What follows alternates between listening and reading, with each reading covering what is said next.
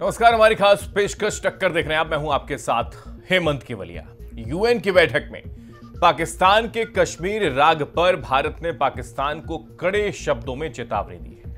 भारत ने कहा है कि कश्मीर उसका अभिन्न अंग है। भारत ने पाक को खरी खरी सुनाते हुए कहा कि वो भारत को जमीन पर हुए अवैध कब्जे खाली करे, साथ ही साथ 26/11 यानी कि मुंबई हमले के खिलाफ दरअसल जो चीजें हुई थीं वहां पर उनके खिलाफ दोषियों के खिलाफ कार्रवाई करे, यह जिक्र भी दरअसल किया गया। यूएन में एक बार फिर से पाकिस्तान ने कश्मीर राग अलापा, तो फिर पाकिस्तान यूएन के मंच से कई बार कश्मीर का रोना रोता आ रहा है।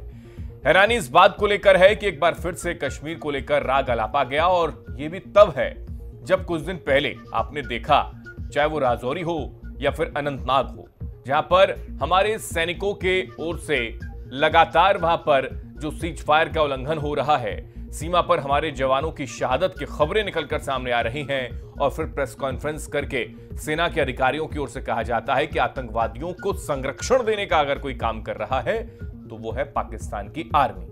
पाकिस्तान की आर्मी एक तरफ ये जिक्र करती है, या फिर पाकिस्तान के प्रधानमंत्री जो तथाकथित हैं, क्योंकि वहां पर लोकतंत्र है या फिर नहीं है, इसको लेकर कई मर्तबा सवाल खड़े हो चुके हैं। अनवरुल हक का अगर जिक्र किया जाए, जो पाकिस्तान के कार्यवाहक प्रधानमंत्री इस वक्त हैं, उन्होंने एक बार फिर से यूएन में जिक्र कश्मीर को लेकर किया, और उन्होंने कहा है कि पाकिस्तान और हिंदुस्तान के बीच संबंध कश्मीर के मसले को लेकर सुधर सकते हैं अगर इस मुद्दे को लेकर शांतिपूर्ण तरीके से बातचीत की जाए। लेकिन वहीं जिक्र दरअसल किया जा रहा है भारत की ओर से, और कहा गया यूएन में ही कि पहले आप आतंकवादियों की घटनाओं को रोकने का काम करें, उसके बाद कश्मीर का राग अलापें।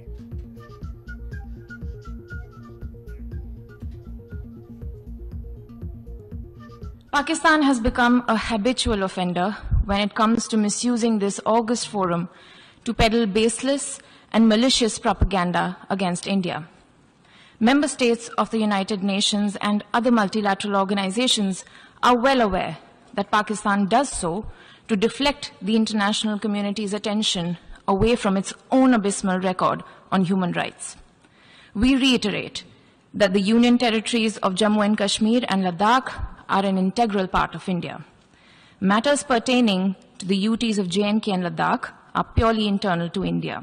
Pakistan has no locus standi to comment on our domestic matters. In order for there to be peace in South Asia, the actions that Pakistan needs to take are threefold. First, stop cross-border terrorism and shut down its infrastructure of terrorism immediately. Second, vacate Indian territories under its illegal and forcible occupation.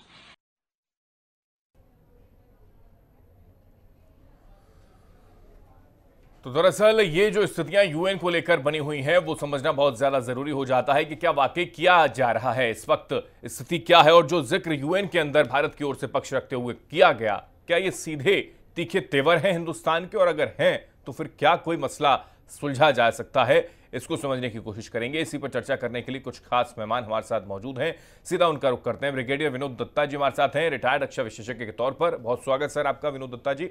Colonel TP Tyagi ji हमारे साथ हैं, retired रक्षा विशेषज्ञ के तौर पर हमारे साथ जुड़े हैं। टीपी त्यागी जी आपका बहुत स्वागत है। टीपी त्यागी जी, शुरुआत आप ही से कर रहा हूं। जो जिक्र यूएन में एक बार फिर से पाकिस्तान की ओर से किया गया और उस पर जवाब भारत की ओर से जो दिया गया है, इसको आप किस तरीके से देखते हैं कि क्या वाकई यूएन के अंदर कश्मीर का राग पहली बार नहीं है जो अलापा गया हो पाकिस्तान की ओर से? एक बार फिर से कहा गया कि शांतिपूर्ण तरीके से इस पर बातचीत की जा सकती है, लेकिन भारत ने तीखे तेवर दिखाए। बिल्कुल, भारत ने तीखे तो दिखाए हैं, सही तेवर भी दिखाए हैं। देखिए, पाकिस्तान ये काम आज से नहीं, लंबे समय से कर रहा है। जब भी यूनाइटेड नेशंस के फोरम पे जाता है, हिंदुस्तान के खिलाफ आवाज उठाता है, बोलता है कि साहब कश्मीर के अंदर वहाँ पे माइनॉरिटीज के ऊपर अत्याचार हो रहे हैं। अपने अत्याचारों के बारे में कभी जिक्र नहीं किया। वहाँ पे कितने अत्याचार हो रहे हैं कि वहाँ की माइनॉरिटीज कम्युनिटी आज 23% से घटकर 3% रह गई है। कहाँ से ले गए वो लोग? पाकिस्तान को अब जो कुछ शब्दों में कहा गया, पहला तो ये कहा गया कि टेररिज्म खत्म करे। क्या मतलब इसका? कि उसने वहाँ पे एक पूरी ब्रिगेड एस्टेब्लिश की है जिसमें डिजाइन तैयार किए जाते हैं। एक ब्रिगेड उसने एस्टेब्लिश की है जिसके अंदर केवल ड्रोन हिंदुस्तान में भेजने के लिए तैयार किए जाते हैं। तो ये कोई साधन नहीं है, ये पाकिस्तान के द्वारा यानी कि स्टेट स्पॉन्सर है, नंबर 1। दूसरी बात जो उन्होंने कही वो ये कि पीओके को खाली करे। अब मेरा एक सवाल यहाँ है, पीओके हमारा है, था, रहेगा, ये बात 1994 में संसद में कह दी गई थी। उसके बाद हमारे डिफेंस मिनिस्टर राजनाथ सिंह ने भी ये बात पार्लियामेंट में, बिल्कुल, उसके बाद हमारे कमांडर जो है वहाँ के, उन्होंने भी ये कह दिया कि जब भी हमको पार्लियामेंट हुक्म करेगी हम ये एक्शन लेने के लिए तैयार हैं। तो मैं कहता हूँ कि इन सबको छोड़ दो, ये बात तो मानते हैं कि पीओके हमारा है, ये बात भी मानते हैं कि पाकिस्तान के पास एक भी ऐसा डॉक्यूमेंट नहीं है, एक भी ऐसा डॉक्यूमेंट नहीं है जो ये साबित करता हो कि पाकिस्तान उसका है। अभी इसमें राजा ने जो किया था ये हिंदुस्तान में सिलेक्ट किया था। अब ऐसे समय में अगर पीओके हमारा है तो सर पीओके के लोग भी हमारे हैं, और अगर पीओके के लोग हमारे हैं तो क्या हमें उनकी बात नहीं सुननी चाहिए? एक बार नहीं, कई बार, 10-20 हजारों में नहीं, लाखों में ये लोग चिल्ला के कह रहे हैं पाकिस्तान मुर्दाबाद, मोदी जी हमें पाकिस्तान से स्वतंत्रता दो।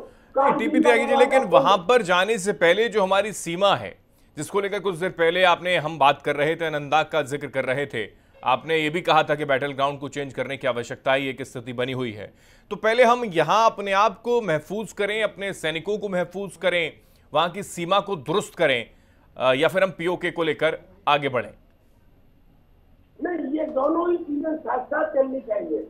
पीओके के इशू को हमें नहीं छोड़ना है, नंबर 1 नहीं छोड़ना है, क्योंकि देश काल पात्र के अनुसार कोई काम करने के लिए ये देखा जाता है कि समय अनुकूल है या नहीं। आज से पहले आजादी से लेकर आज तक पाकिस्तान इतना कमजोर, इतना कभी नहीं था जितना अब है, और आजादी से लेकर आज तक हिंदुस्तान इतना ताकतवर कभी नहीं था जितना अब है, लिहाजा ये समय अनुकूल है। दूसरी बात, पाकिस्तान के लोग खुद मिलना चाहते हैं।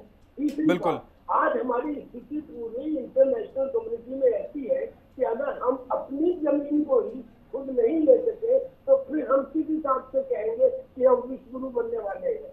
लिहाजा कुछ ना कुछ एक्शन इसमें तो रहना चाहिए, ये तो एक बात होगी। लेकिन हाँ, जो दूसरी बात है, इसके लिए तो मैं हिंदुस्तान की सरकार से भी कहूंगा कि एक नहीं 50 रास्ते हैं। दरअसल में अगर पुरानी नीतियों से स्टेट स्पॉन्सर्ड और पाकिस्तान से टेररिज्म खत्म होना होता तो अब तक खत्म हो गया होता। पहला बात, बैटल ग्राउंड को चेंज करें। बैटल ग्राउंड को चेंज करने का मेरा मतलब ये है कि ये क्या जरूरी है कि कश्मीर के अंदर ही आतंकवाद की प्रॉब्लम हो। हमारे परसेप्शन में हम भी कोई दूसरी जगह खोल सकते हैं, अगर वो एलओसी के पार आ सकते हैं, हम एलओसी के पार क्यों नहीं आ सकते? नंबर 1। तो नंबर 2, जो पूर्व सैनिक है, अब आप कल्पना कीजिए हिंदुस्तान में करीब 30 लाख के करीब पूर्व सैनिक है और 60,000 पूर्व सैनिक भरी जवानी में और 4 सेवानिवृत्त होते हैं सर। और अगर उन पूर्व सैनिकों को थोड़ी बहुत कृषि योग्य जमीन देकर सड़क के ऊपर बता दिया जाए तो मजाल है कि किसी किस्म का भी ड्रग स्मगलर या आतंकी घुस पाए तो इसका रिजल्ट ये होगा सर। ठीक है, बिल्कुल, ये बात है आपने कही। 5 सेकंड, इसका रिजल्ट ये होगा कि अगर एक दफा पूर्व सैनिक वहां चले गए तो जो कश्मीरी पंडित आज वापस कश्मीर जाने में डर रहे हैं उनमें साहस आ जाएगा। जी, बिल्कुल। मैं लौट रहा हूँ टीपी त्यागी जी, आपके पास लौट रहा हूँ। विनोद दत्ता जी भी हमारे साथ हैं। विनोद दत्ता जी, क्या यूएन के मंच का गलत इस्तेमाल पाकिस्तान जो बार बार करता आया है वही स्थिति इस बार भी देखने को मिली? लेकिन यहाँ पर लताड़ भले ही भारत ने लगा दी हो, लेकिन स्थिति तो वही है जो पहले थी। हाँ बिल्कुल, देखिए पाकिस्तान ने हमेशा इसका फायदा उठाया है और क्योंकि उसको देखिए जो प्रायोजित तरीके से आतंकवाद है उसमें चीन भी उसका साथ दे रहा है और अमेरिका ने भी काफी हद तक उसका साथ दिया था। लेकिन भारत में अब आपने एक बड़ा पैराडाइम शिफ्ट देखा होगा भारत की डिप्लोमेसी में कि भारत प्रखर और मुखर होके अब इसकी निंदा और मजम्मत करता है। और भारत में देखिए इससे पहले इस तरह के बयानात नहीं दिए जा रहे थे। आपने सुना होगा जनरल वीके सिंह साहब का बयान रहा था, या आपने चीफ ऑफ द आर्मी साहब का भी बयान सुना था कि हमारी फौजें, या नॉर्दर्न आर्मी कमांडर का बयान सुना था कि हमारी फौजें तैयार हैं। और इस तरह से जो पाकिस्तान की जो हालत अब बिल्कुल पतली होती जा रही है और अमेरिका का झुकाव भारत की तरफ होता जा रहा है, क्योंकि अमेरिका जानता है कि अगर भारत के साथ उसने संबंध मधुर नहीं रखे तो उसकी जो माली हालत है अमेरिका की वो भी डावाडोल होती जाएगी और दूसरी वो अकेला पड़ जाएगा। हालांकि वो ओल्डेस्ट डेमोक्रेसी है, लेकिन हम लार्जेस्ट डेमोक्रेसी हैं। तो उसे मालूम है कि भारत के साथ रहना, और अमेरिका ये भी जानता है कि अमेरिका अकेले चीन का मुकाबला नहीं कर सकता, क्योंकि चीन 2050 तक एक सुपर पावर बन के उभर के आ रही है। तो उसे भारत का सहयोग चाहिए, और ये दोनों की, चाहे आप उन्हें एसेट्स कहिए, चाहे लायबिलिटीज कहिए, चाहे मजबूरियां कहिए, तो ये नहीं, लेकिन ये जो बात अभी यूएन में भारत की ओर से उठाई गई कि पाकिस्तान के कब्जे से जो भारत का हिस्सा है उसको अब लेने की स्थितियां बन गई हैं, ये सीधे तीखे जो तेवर दिखाए हैं उसको किस तरीके से समझा जाए? क्या वाकई वो वक्त आ गया है जो इसका जिक्र रक्षा मंत्री की ओर से पीओके को लेकर किया गया? हाँ, देखिए, भारत को इस तरह की पहल करनी चाहिए, क्योंकि देखिए वहाँ जो अपने पीओके में जो लोग हैं, या गिलगित बाल्टिस्तान में आपने देखा होगा अयूब साहब का जो बयान था, जो वहाँ के सबसे बड़े लीडर हैं जी आजाद कश्मीर के, तो वो ये बताते हैं कि भाई हम तो भारत के साथ जाना चाहते हैं, क्योंकि वहाँ जिस तरह से उनकी बदहाली हो रखी है, जिस तरह से उनका माली तौर पे एक्सप्लॉयटेशन हो रहा है, और वो देख रहे हैं कि भारत में देखिए कैसे मुसलमानों को बड़े एहतराम से यहाँ जिंदगी बसर कर रहे हैं, उनको बिल्कुल बराबर की सुविधाएं हैं, उनको बराबर का दर्जा दिया जा रहा है। हाँ। तो ये सब चीजें वो देखते हुए, और वो बल्कि गुहार लगा रहे हैं। वहां तो अब इस तरह की नारेबाजी भी सुनने को मिली है कि हमें भारत में मिल जाना चाहिए, या आप बॉर्डर खोल दीजिए, हम सब लोग भारत की तरफ भाग जाएंगे। तो ये सब किस चीज के प्रतीक हैं? ये यही बताते हैं कि पाकिस्तान अब बहुत ज्यादा देर तक पीओके को अपने कब्जे में नहीं रख पाएगा, और भारत ने भी ये पहल शुरू कर दी है। ठीक, टीपी त्यागी जी, क्या वाकई ये वक्त आ चुका है जिसका जिक्र कई मर्तबा हमारे जो नेताओं की ओर से किया जाता है पीओके को लेकर, क्या वाकई ये वक्त आ चुका है? क्योंकि एक तरफ पाकिस्तान की ओर से फिर से ये जिक्र किया गया कि कश्मीर के मसले को शांतिपूर्ण तरीके से हम हल कर सकते हैं, लेकिन दूसरी तरफ आतंकवादियों को लेकर लगातार स्थितियां अलग बनी हुई हैं। देखिए, पाकिस्तान के कार्यवाहक प्रधानमंत्री ने यूनाइटेड नेशंस में अपनी स्पीच देने से पहले एक सेंटेंस बोला। उन्होंने कहा कि डेवलपमेंट बगैर पीस से नहीं हो सकता, और ये इल्जाम लगाया हिंदुस्तान के ऊपर कि हिंदुस्तान की वजह से, कश्मीर की वजह से कुछ साउथ ईस्ट एशियन रीजन में इनस्टेबिलिटी है। अब खुद उनकी ही बातों में कॉन्ट्रडिक्शन देखिए कि डेवलपमेंट बगैर पीस से नहीं हो सकता, और इसको खराब तौर पर अच्छा मान लीजिए अगर थोड़ी देर के लिए कि ये बात हिंदुस्तान क्योंकि खुद अपने लिए कह रहा है, तो वो कौन सी जगह है जहाँ पे टेररिज्म के अंदर पाकिस्तान का हाथ ना मिला हो? अगर पैगाम या ठीक है, टीपी त्यागी जी, मैं लौट रहा हूँ आपके पास। विनोद जी हमारे साथ हैं। विनोद जी, वही जिक्र जो मैंने अभी किया, क्या वाकई अब वक्त आ चुका है जो पीओके को लेकर जिक्र बार बार किया जाता है नेताओं की ओर से? हाँ, बिल्कुल। देखिए, वक्त तो बहुत पहले आ चुका था, लेकिन नहीं, अब तो वहां से आवाजें उठनी शुरू हो गई हैं कि हमको पाकिस्तान से आजाद कराइए। ऐसी वीडियोस, ऐसी कई तस्वीरें निकलकर सामने आने लगी हैं। नहीं, जितने भी मुजाहरे हो रहे हैं गिलगित बाल्टिस्तान में, देखिए गिलगित बाल्टिस्तान में क्या कर रहा है पाकिस्तान ने, वहाँ जो एथनिक डेमोग्राफी है उसको चेंज कर रहा है, पंजाबियों को वहाँ बसाया जा रहा है। वहाँ जो खासकर आपके अहमदिया मुस्लिम से, उनको मस्जिदें नहीं बनाने देने जा रहे हैं। वहाँ कोई यूनिवर्सिटी नहीं है, वहाँ का जितना भी पन बिजली पैदा होती है उसको सब पाकिस्तान अपने जो मेन लैंड है वहाँ, या जो उसकी जो हाट है वहाँ ले जाता है। तो वहाँ के लोग अब प्रखर रूप से ये कहने लगे हैं कि हमें भारत के साथ जाना है। हाँ। हमें भारत ही एक ऐसा देश है जो हमारे जो अधिकार हैं वो दिला सकता है, और उन्होंने कई इस तरह के सबूत भी पेश किए हैं। वहाँ हमारे कई पोस्ट ऑफिस मिले हैं जिसमें इंडियन पोस्ट के वहाँ मतलब इस तरह के प्रूफ और मतलब कई ऐसी चीजें मिली हैं। तो लोग वहाँ कहने लगे हैं कि आप बॉर्डर खोलिए और हम भारत की तरफ भागेंगे। हाँ। और वहाँ की देखिए कई बार पाकिस्तानी सेना को वहाँ खदेड़ा गया है। तो ये सब चीज बताती है कि वहाँ कैसे कितने लोग परेशान हैं, और वो ये चाहते हैं कि हमें एक बेहतर जिंदगी, एक जिंदगी का अच्छा म्यार केवल भारत दे सकता है।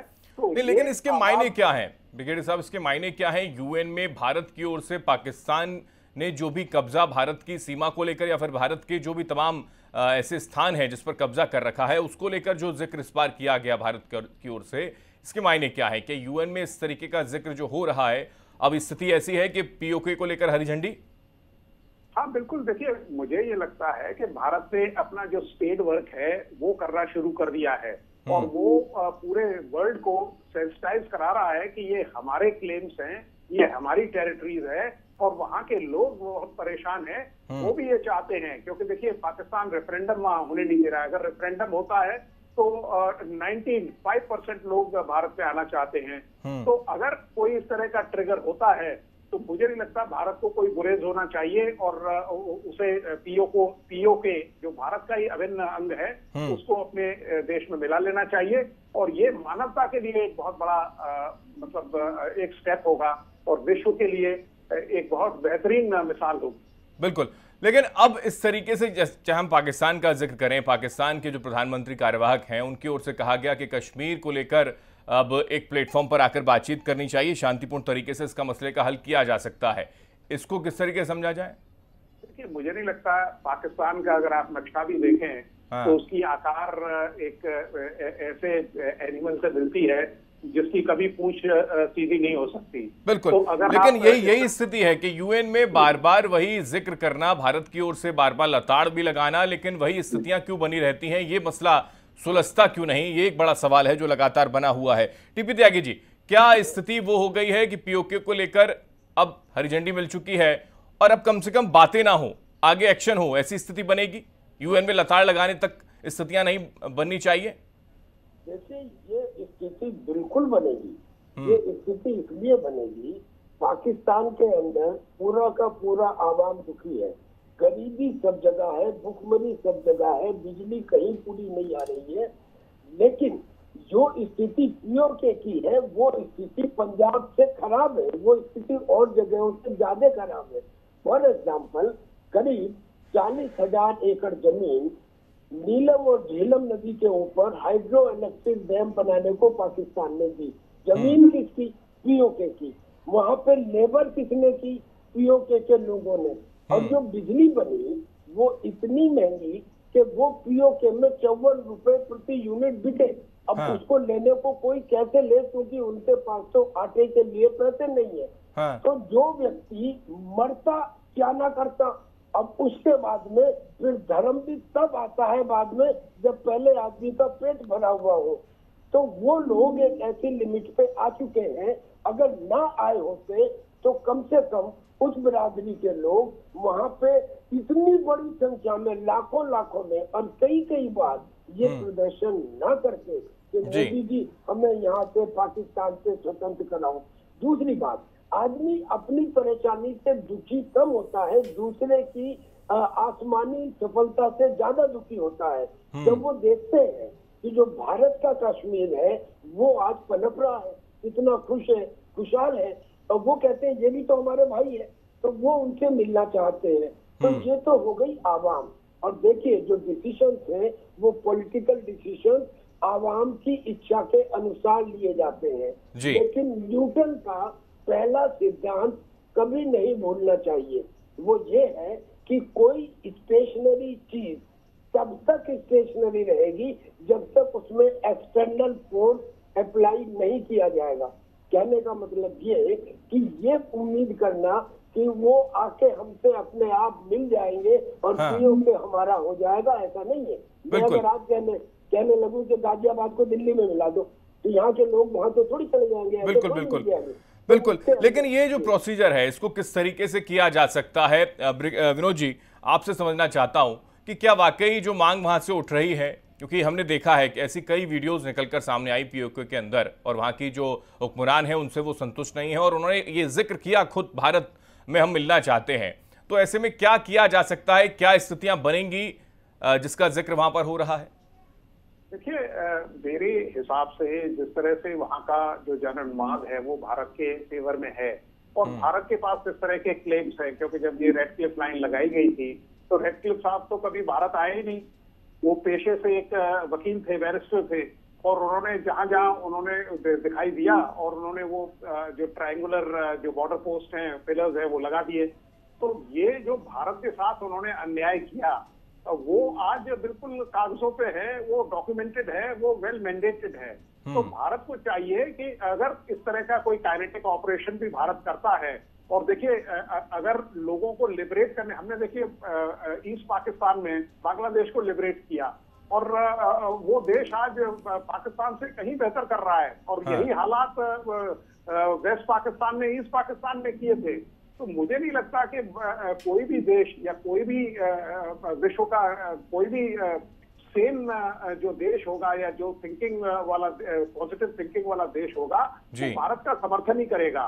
वो ये चाहेगा कि मानवता को वो अधिकार मिले जो उनको चाहिए, और जिस तरह का ऑपरेशन अत्याचार या तशद्दुद वहां हो रहा है वो खत्म हो। बिल्कुल ठीक है टीपी त्यागी जी, लेकिन ये जो सवाल बार बार खड़ा होता है यूएन के अंदर, और यूएन के मंच पे बार बार पाकिस्तान को स्पेस मिलना और वहीं पर वो कश्मीर का राग अलापता है, क्या आगे स्थितियां कुछ बदलती हुई नजर आने वाली हैं? ऐसा होगा क्या? क्योंकि 26/11 में जो दोषी हैं उनके खिलाफ कोई एक्शन पाकिस्तान ने आज तक लिया नहीं, तो फिर आज तक हो रही घटनाओं को लेकर पाकिस्तान मौन है, आगे भी मौन रहेगा। यूएन में फिर ये आवाज उठाने का मकसद क्या? देखिए, यूएन में आवाज उठाने के लिए आप किसी भी सदस्य को नहीं रोक सकते। जो अभिव्यक्ति की आजादी हिंदुस्तान में है वही यूनाइटेड नेशंस में भी है। लिहाजा क्योंकि पाकिस्तान के हुक्मरानों के पास और कोई दूसरा मुद्दा है नहीं, और उनकी इंटरनल सिचुएशन तादाद से ज्यादा खराब है, गुर्बत है, तो ऐसे में वो अपनी इंटरनल सिचुएशन की वजह से, वहाँ के लोगों के ध्यान को डिफ्लेक्ट करने की वजह से बार बार यूएन में इस बात को उठाते हैं। लेकिन इस बात का उठाने का असर किसके ऊपर पड़ रहा है? There is something called the permanence of impermanence. वो आवाज 1947 से उठा के चले आते आ रहे हैं, कुछ हुआ क्या? होगा भी नहीं। बिल्कुल, क्योंकि जो हकीकत है, हकीकत क्या, G20 के समिट की एक मीटिंग श्रीनगर में नहीं हुई क्या? वहाँ पे बाहर के देशों के रिप्रेजेंटेटिव्स ने आके कश्मीर का माहौल नहीं देखा? कश्मीर के अंदर जहाँ हमेशा से सिनेमा हॉल बंद रहते थे, वहाँ सिनेमा हॉल नहीं खुले क्या? अब ये सबसे बड़ा एक जो डेवलपमेंट का निशानी ये है कि वहाँ पिक्चर हॉल चल रहे हैं, वहाँ पे शिकारा चल रहे हैं। तो इन चीजों को, जो रियलिटी ऑन द ग्राउंड है, उसे आप कैसे बदल सकते हैं? बाकी हाँ, झूठ बोलने का अधिकार उन्हें है, वो झूठ बोलते रहे। जितना ज्यादा झूठ बोलेंगे उतने ज्यादा एलिमिनेट हो जाएंगे, और हो भी चुके हैं। नहीं तो फिर ये अंतर्राष्ट्रीय लेवल पर, विनोद जी, अंतर्राष्ट्रीय लेवल पर बार बार छवि पाकिस्तान की खराब होती है, उसके बावजूद भी एक ऐसी स्थिति बनी हुई है कि वो आतंकवादियों को पाल रहा है, पोस रहा है, लगातार वहां से कई हमले जो है वो भारतीय सीमा पर होते भी हैं, कई सैनिकों को ढेर उनकी सीमा पर भी किया जाता है, कई मर्तबा स्ट्राइक करके, और कई बार भारत में भी उनको पकड़ा जाता है। लेकिन उसके बाद भी ये स्थिति बनी हुई है कि यूएन में बार बार कश्मीर का राग अलापा जाता है। मैं बहुत शुक्रिया आप सभी मानव को हमारे साथ जुड़ने के लिए। वक्त की कमी है, चर्चा